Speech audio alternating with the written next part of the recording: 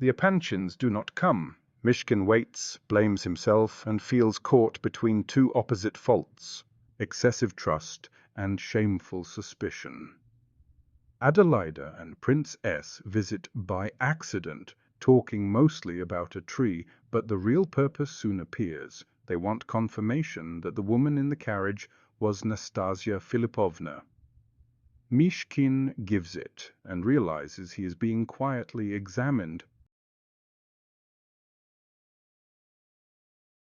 Gania describes Nastasia's new life in Pavlovsk: the carriage, the careful discretion, the admirers, the men already drawn into her orbit. He confirms the carriage scene was planned, hints at a possible link to Evgeny Pavlovich, then stops exactly where clarity would begin. Varvara adds that Aglaya has quarreled with her entire family. The prince receives fragments, not answers. Keller arrives to confess his sins, then admits the confession was partly meant to soften Myshkin before asking for money. Myshkin is not offended. He recognizes the mixture of sincerity and manipulation from himself. He lends the money. When Lebedev later performs the same self-accusing theatre, the prince sees through it immediately. Myshkin asks whether Lebedev helped arrange the carriage scene. Lebedev admits indirect involvement, but when he begins to name the person behind it, Aglaya Ivanovna, Myshkin cuts him off in anger. The most important truth in the chapter is not spoken because the prince refuses to let it become real. On the train, General Epanchin speaks in riddles, evasions, and nervous denials, yet the outline is clear. The Epanchins hope for Evgeny. Nastasia's intervention threatens everything. Aglaya is in revolt, and Varvara has been expelled from the house. The general understands almost nothing, and still reveals almost everything.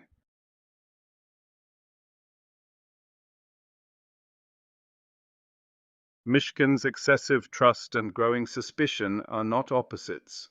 They feed each other. Because he trusts without defenses, he becomes vulnerable to everyone's maneuvers.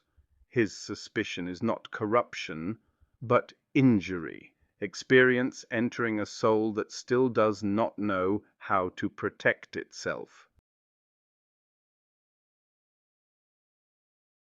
Everyone in this chapter manages information. Prince S probes politely, Gania reveals selectively, Varvara drops crucial news casually, and Lebedev confesses only when cornered. Myshkin is almost alone in speaking plainly. The chapter shows how social life becomes a contest of partial truths. Keller's confession matters because Myshkin does not simply expose him, he recognizes him.